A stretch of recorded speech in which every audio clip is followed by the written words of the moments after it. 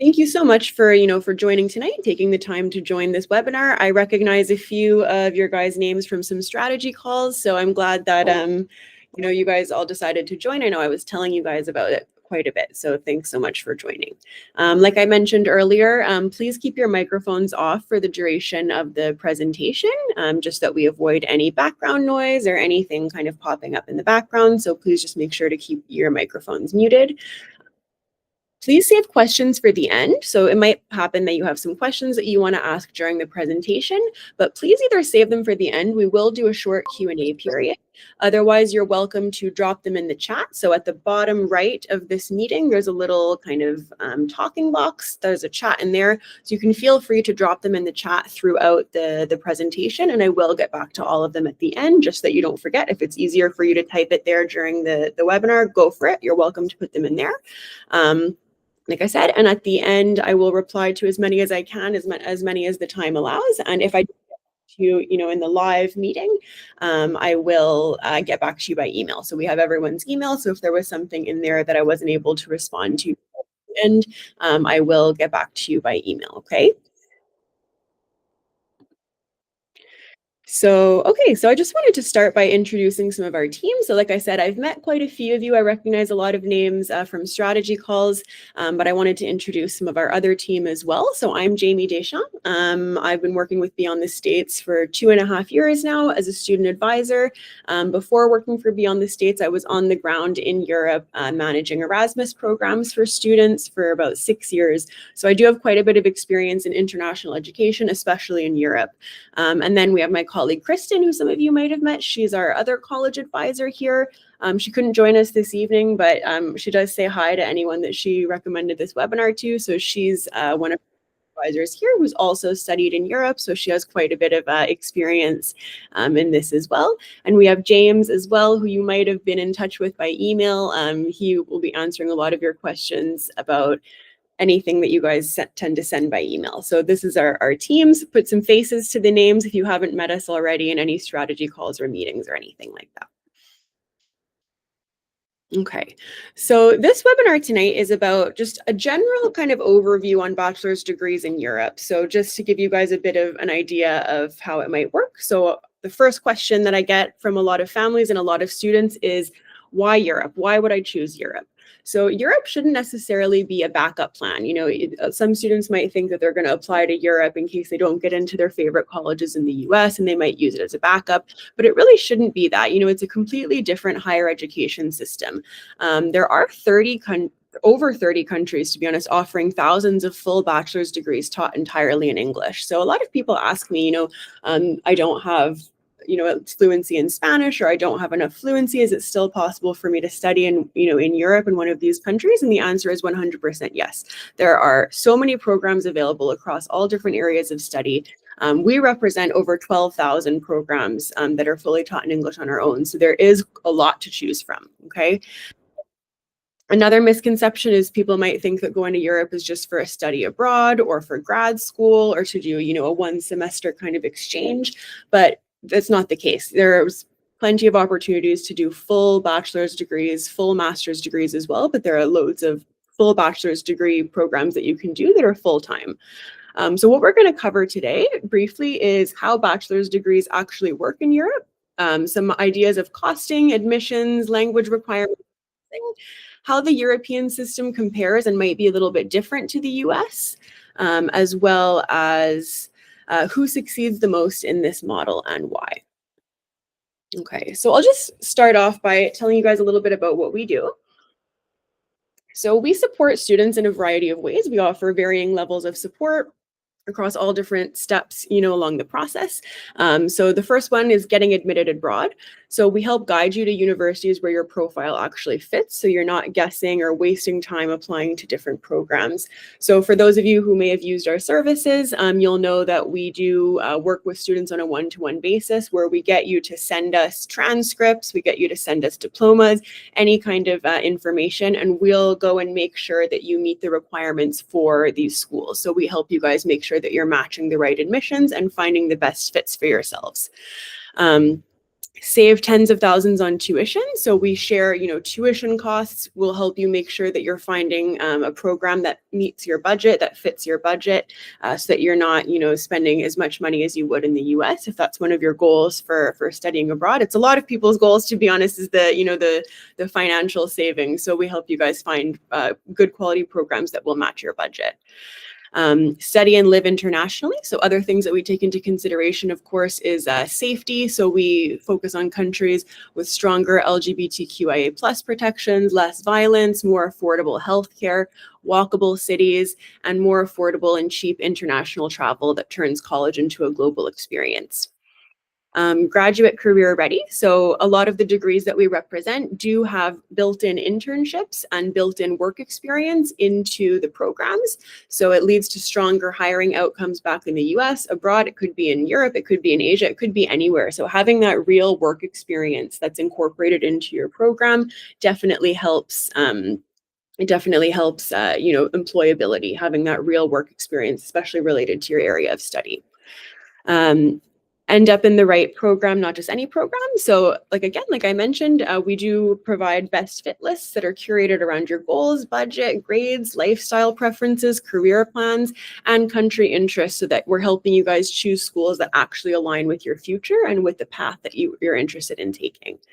And join a supportive student community. So this is probably one of my favorite elements that we have in our membership plans is our online community. So we have an online community of families, of students who are planning on going to Europe, who have done it already, that are sharing their experiences. Ourselves, the team, we're sharing our experiences and things that we come across as well. So it's a great kind of community to join, and just talk to other people who have done this and connect and see what things are actually like. So this is just a taste of what some of our membership plans do include and how we can help you.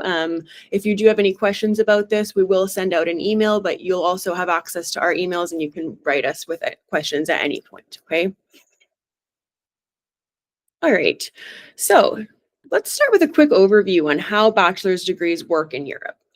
So most European bachelor's degrees are completed in 3 years instead of 4 years, like you'd find in the US. So students tend to reach graduation faster by focusing on their major from the start.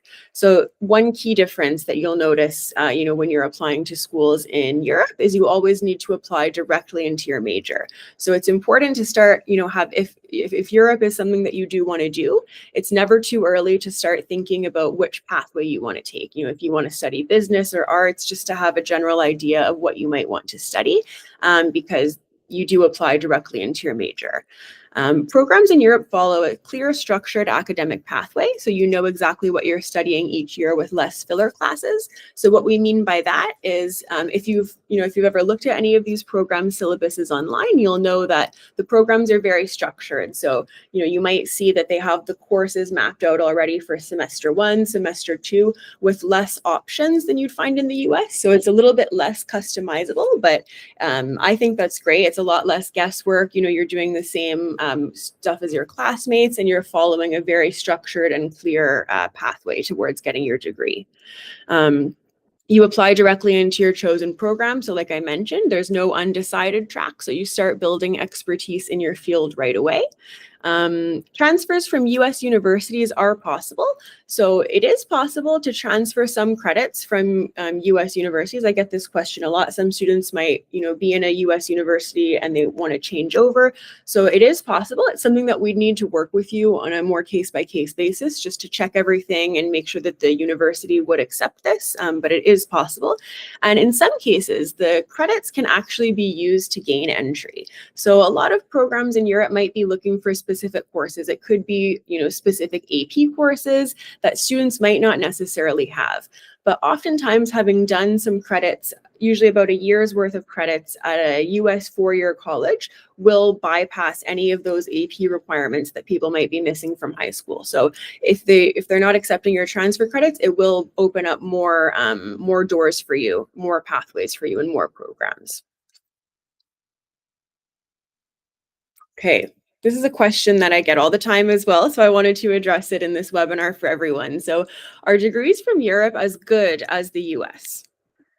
So the short answer is yes. So European universities don't market themselves the same way that US schools do. So, and I think that's because they don't have to. The schools get a lot of funding from the government, so they're not trying to sell you their university as much as they would in the US. So there's less focus on, college branding and sports team, and more focus on education and outcomes. So most universities are, hundreds of years old with lots of academic traditions. So they've been around for a long, long time. So they know what they're doing. They've trialed and errored. They have lots of experience. And a lot of them, like I mentioned, are publicly funded and nationally regulated. So because they're publicly funded, that's how they're able to offer, much more affordable tuition, because the government in Europe oftentimes does tend to see education more as a right and less as a privilege. So they do invest a lot into making sure that the population is more educated. So, being publicly funded it helps the schools provide really good quality and good programs for education. So they're designed around academic quality and not prestige marketing. So what makes all of this possible? So the Bologna Process is what makes this possible. I'm not sure if you guys have heard of this, but the Bologna Process is essentially a Europe-wide agreement that standardizes higher education across the continent, so that the degrees are recognized internationally, structured consistently and transparently. Okay. So a European degree is legitimate, transferable, and respected by employers and graduate schools worldwide. So what the Bologna Agreement essentially does is it creates a 3-cycle system. So you have your bachelor's degree, 3 or sometimes 4 years, but usually 3. You have your master's programs, which are 1 year, maybe 2, and your doctorate. I mean, that can take 4 or 5 years, depending on how much time you have to work on it. But essentially, that's what the Bologna degree does: is it creates that 3-cycle system. It also creates a shared credit system. Okay, so ECTS. So I know I've spoken about this to a lot of you guys in our strategy calls, but the ECTS makes it easier to transfer to other European countries or to continue studies in other European countries. Okay, it just makes the credits, recognized across Europe, and it sets quality assurance standards as well. So why this matters for US students: a bachelor's degree from Europe is valid for US graduate school. It's recognized by employers and portable across different countries and continents as well. There are some exceptions. So more regulated programs, anything that requires licensure. So we're talking, medicine, law, teaching, some branches of engineering, anything that you need to be licensed for is going to be a little bit different. It's not that the degree isn't good. It's just that whatever you've been studying in that country, they're not going to be preparing you for the US or the state licensing exam. So it's not uncommon for students that have studied, I'm going to take nursing as example, to have studied nursing to come back to the US and need to do about a 6-month self-study program just to be able to take that licensing test. And this is the same for, this could even vary by state. If you were doing your degree in the US, this can, that's just how it is for anything requiring licensure. So just to keep that in mind, it's not impossible, and it's not that the degree is any less good. It's just they're preparing you for, let's say, the US, the European licensing exam versus the US one. Okay, so what can you study? So there's almost every field of study available in English. Okay, so there's lots of business, economics, and international relations programs. I'd say that is the most widely represented area of study. There are so many business programs that you can access in all the European countries, and they're excellent programs. Engineering and computer science is something that you can study as well. Psychology, social science, arts, designs, fashion, liberal arts. So I just wanted to quickly touch on liberal arts. I get a lot of questions around, what it is. So liberal arts are more flexible degrees. So essentially, I mentioned earlier, there's quite a bit of structure in the European degrees and they follow a set program. Liberal arts is one exception where they don't necessarily follow that same structure. There are programs where you can customize your degree a little bit more. So the first year might be a little bit more exploratory. And then, with the assistance of an advisor, you might then specialize into, it could be sociology, it could be anthropology, it could be environmental studies. So you'd essentially kind of hone down the degree in the second and third third year. So they are a little bit more flexible. These liberal arts programs that are taught in English do tend to be based in Ireland and the Netherlands. You won't find them in many other countries, so just keep that in mind, if that's something that you might be interested in. If you want more information or to talk through options on liberal arts degrees, please book a call with us and we can help you kind of walk through what these are like. But they are a little bit more unique, so it's an interesting one. Definitely take a look at them if you're interested in a more broad degree. There's also plenty of social work and social care placements programs available, medical and healthcare related programs. So there are those as well taught in English. And like I said, yeah, the more broad liberal arts programs. My apologies, I had that written twice. Okay, so admissions. So what do admissions look like? So this is something that I say to all my families that I work with is the earlier that you can start the process, the better. So if you know that you want to go to a European school, I would definitely start the process as soon as possible, just because the admissions are not one size fits all, okay? So they're gonna vary based on country, based on area of study, based on even city, based on a specific university. So there's going to be a lot of different things to take note of. So the sooner that you can kind of start the process, the less of a shock it's going to be when you actually come time to apply. You'll know what to expect, as each school is going to have different requirements. So you'll be able to kind of have an idea of what each school is going to be looking for you. But look, mostly the admissions are going to be based on a high school transcript. Okay, that's going to be something that every university is going to ask for. So it's good to have those handy. It's good to have those in hand as soon as possible. So make sure you're getting access to your high school transcripts.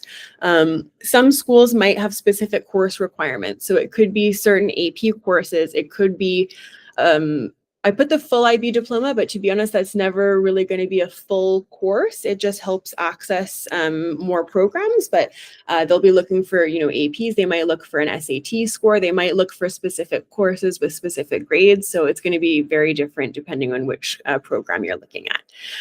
Sometimes, in some cases, there might be exams or interviews to do. These exams can usually be proctored by someone in your high school, or, you might be able to just submit it online. The interviews are often done online, so don't worry. It's not like you need to fly to Europe to go write a test or to go do an interview. A lot of this is all done online now. So these are less common. I don't see it as much, but sometimes you will need to take an exam or do an interview. Motivation letters is something that you're going to need to do almost with every application. So it's kind of like a personal statement, just an essay explaining, who you are, why you'd like to study in this program, why you'd be a good fit for this program. And every school and every program is going to want you to touch on different things. So it's just important to keep that in mind when you're applying for these programs. This is something that we support our students with. So we do motivation letter reviews. So, once you're ready to submit that motivation letter with your application form, we can review it and make sure it's suitable for that school. I put here portfolios for arts related degrees. So anyone doing some kind of fine arts type program, you might need to submit a portfolio of work. If you're doing, some kind of drama or music, it could be like a video of you playing a specific piece or of you acting out something. So just keep in mind any kind of more fine arts type degree will look for a portfolio. Same with architecture and interior design. They do tend to look for a bit of portfolio work. So just, keep that in mind as well. Key differences from the US is there's no common app equivalent across all countries. So some countries, some places you'll need to apply directly into the university. Some countries will be applying into like a government portal through the school. So Spain and the Netherlands have one, for example, where you can apply to multiple universities using their country portal. But again, it's not going to be every university in Spain that's going to use that. So it's just important, like I said, to check, because you don't know how they're going to be taking the applications. It could be directly to them through a portal, etc. Rolling versus fixed deadlines. So the deadlines are unfortunately kind of all over the place. So there's no fixed deadline.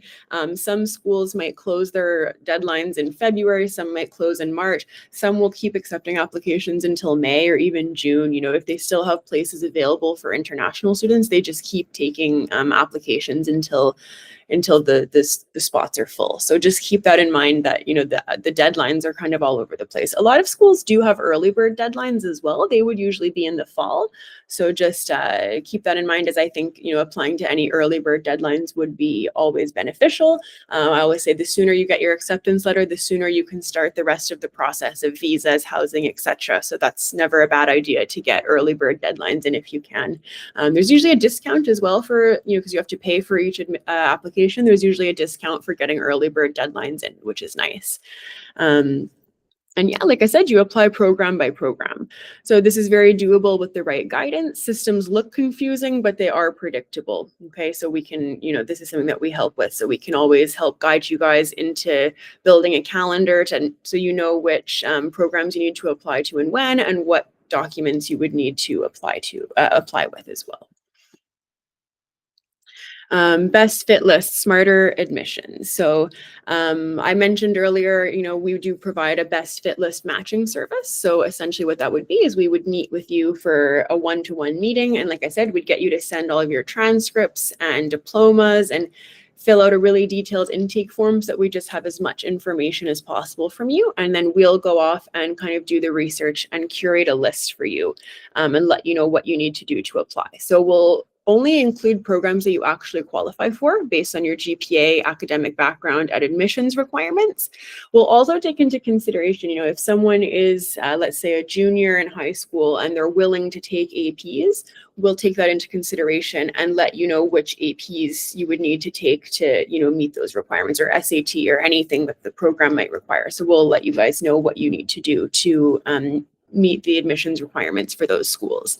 We'll also only include schools that match your budget. So we'll make sure that we're not putting any programs that are out of your budget. We take into consideration potential scholarships that might be available, realistic cost of living. So we take all of that into consideration, as well as country and lifestyle preferences. So we do ask if there are any particular countries that you'd be interested in, and we will take that into consideration when building your list, as well as career and internship alignment. So I know I touched on internships briefly earlier, but if you think that you really want to do a program that includes an internship or a work experience, then that's definitely something that we'll take into consideration and make sure that we're only putting programs on your list that are that have those possibilities. And clear next steps. So again, we're going to make sure to mention the application requirements, so what you need to apply, deadlines, when you need to apply, and action plans. So what you should be doing next, what the next steps are to make sure you don't miss your deadlines, or make sure that you don't miss any application requirements. So if you're interested in getting a best fit list curated by us, definitely reach out, book a strategy call, or check out our website or send us an email for more information. Okay, so I wanted to just put a little bit of a breakdown on tuition costs here for you guys, just to give you an idea of how it might compare from the US. Okay, so in the US, public university is about 26,000 US dollars per year. That's the average out-of-state tuition. Whereas in Europe, it could be, up to 12,000. So even on the higher end, you're looking at about half price. Okay, so it's a pretty good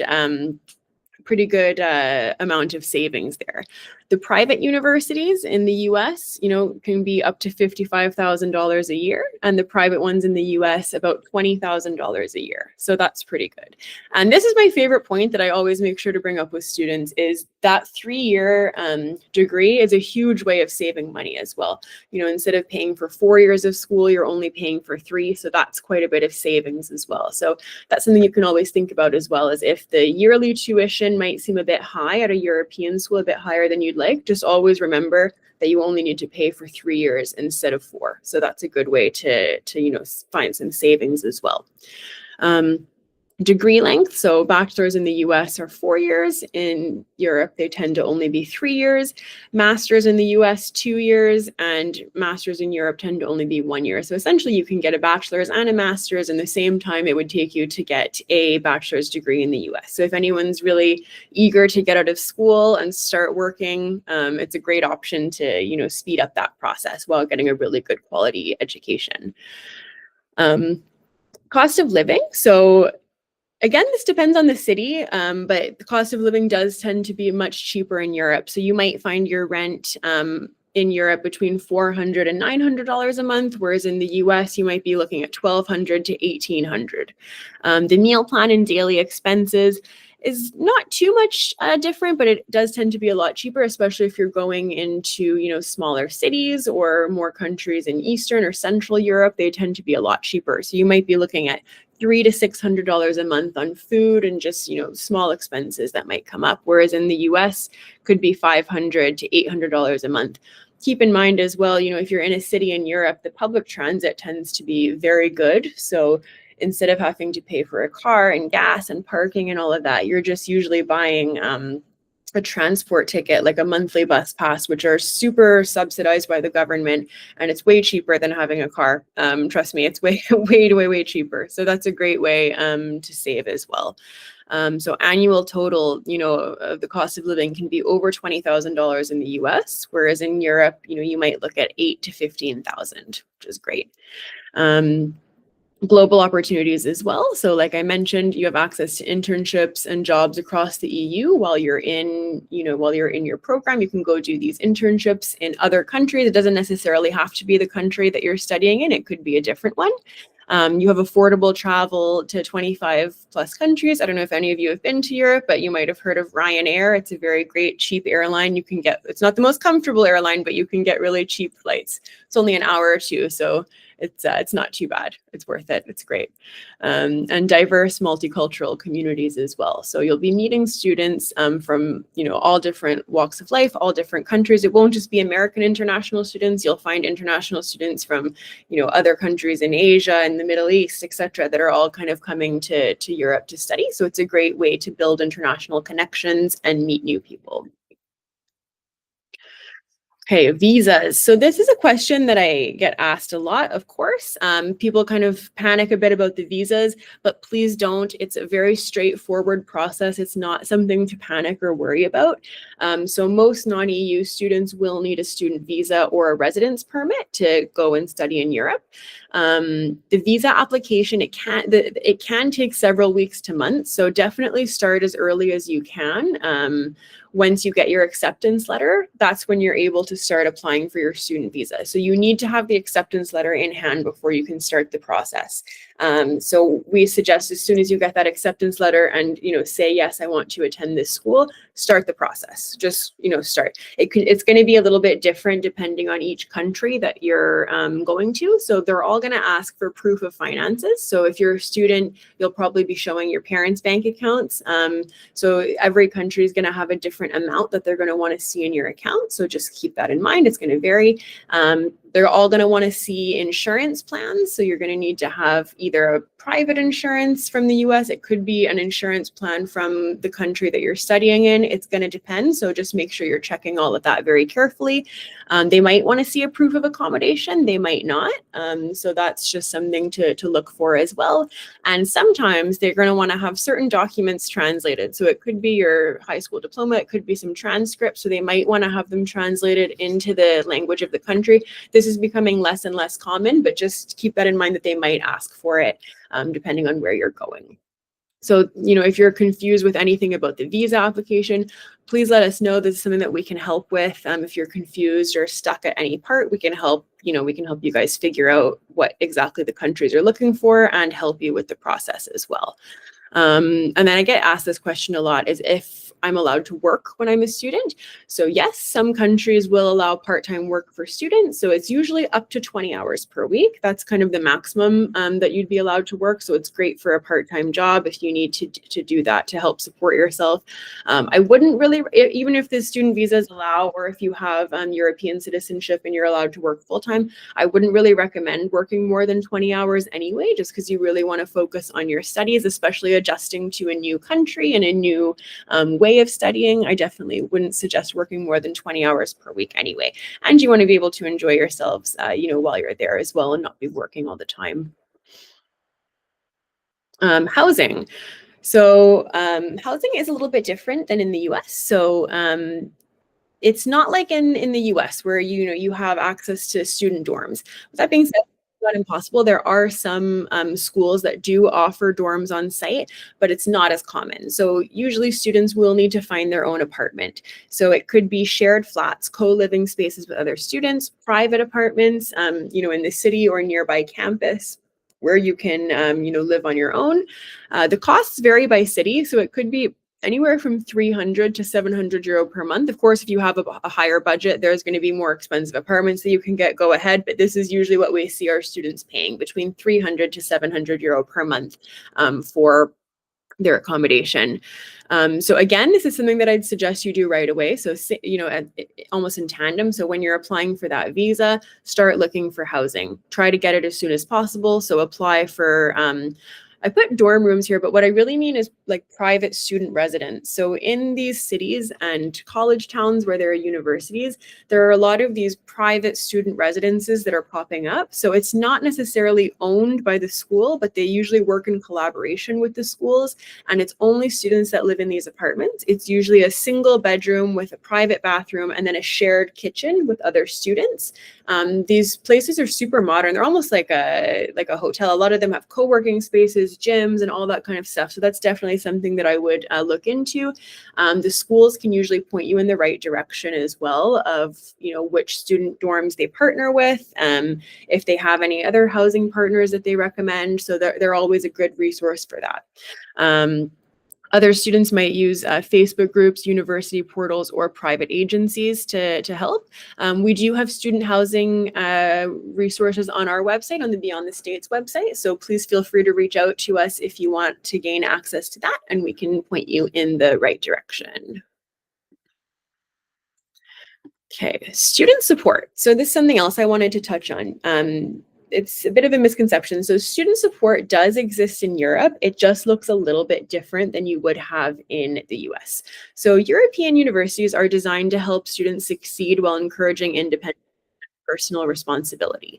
So what students can expect at a European school is dedicated international student support offices. So you'll usually want to go to the international one because they'll have English speakers there that can help you. And there's usually a team of advisors and workers that work just with international students. So you'll always want to try to reach out to the international student support offices for any issues that you might have, okay? So they'll be your kind of dedicated guides. So look for them. Orientation programs and arrival assistance. So oftentimes, just like you'd have in the US, you might have an orientation day when you arrive at school just to kind of show you around. Something that they do, which I like, is they might pair you up with another international student who might be in their second or third year that can show you around, almost like a buddy system. So they do that as well, but you'll need to sign up for these programs.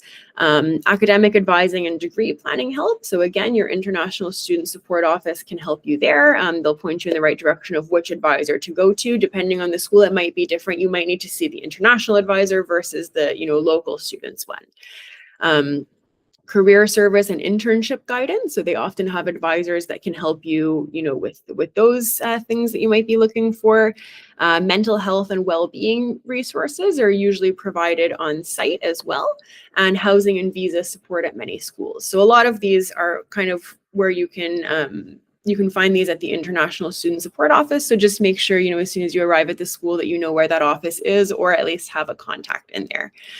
Just something that's different. So while these universities do have these supports, it's up to you to take initiative to make these appointments, manage these timelines, and communicate proactively. So they're not going to be doing as many check-ins with you.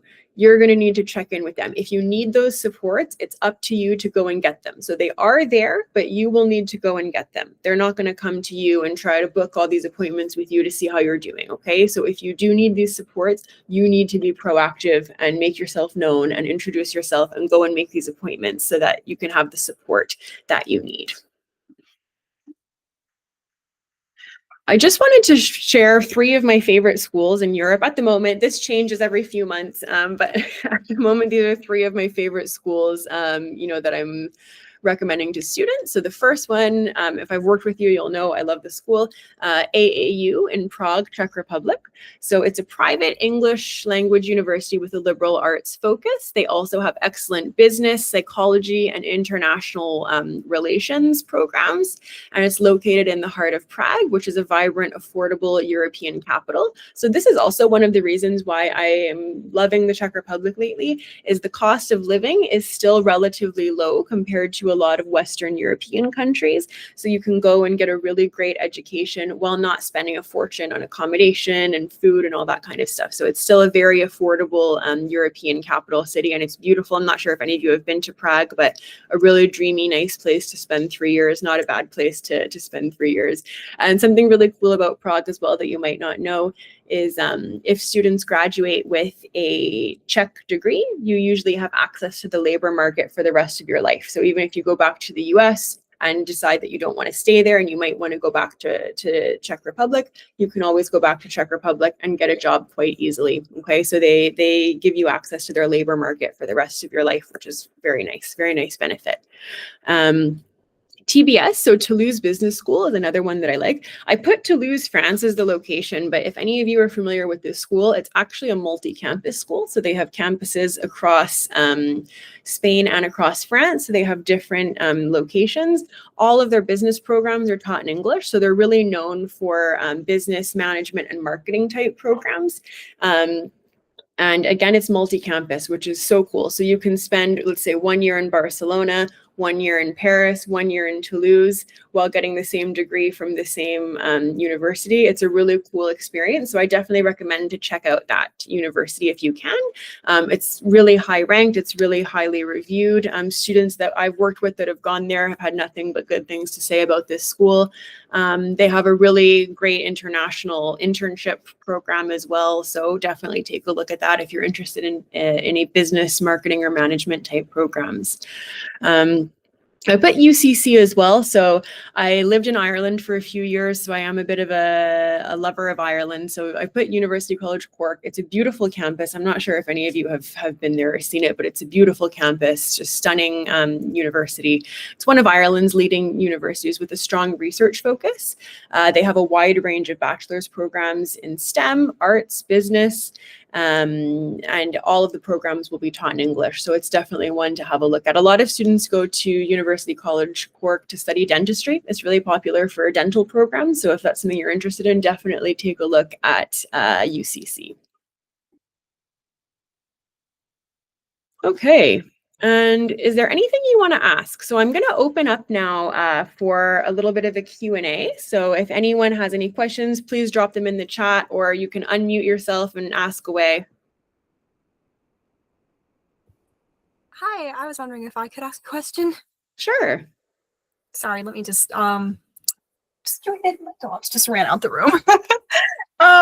So earlier when you had mentioned about health insurance, and I think it was also like needing to show a bank account demonstration. So I'm actually 27 years old. So for an individual adult looking to potentially like go over to get a bachelor's degree, I know this is kind of like such a broad question because there's so many countries, but like what's usually like the amount that they're looking for in as far as like a bank account or savings, just out of curiosity? So because you're a mature student, you're a bit older, it might be a little bit different. But again, yeah, I can't really answer that in this call. I don't know what exactly each country is looking for right now, and I don't want to misspeak or say anything wrong. No. It's really going to depend on the country for sure.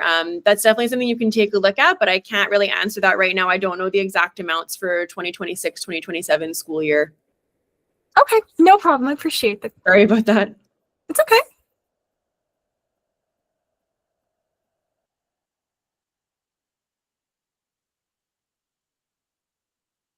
Okay, Elma just dropped in the chat. So how much success has there been for nursing students?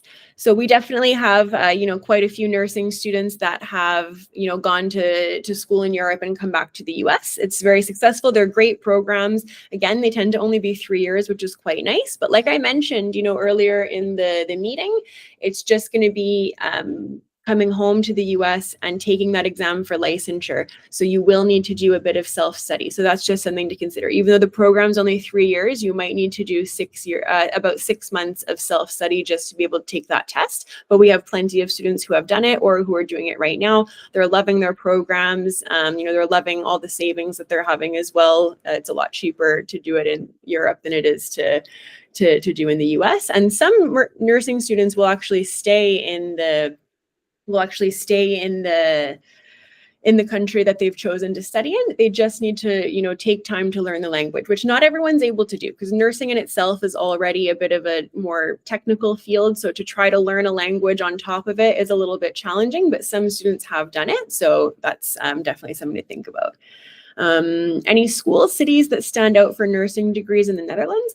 Elma, I'm going to send you some more resources on our nursing programs after this by email. So I already have your email, so just keep an eye out for that and I'll get back to you there for more specifics, okay?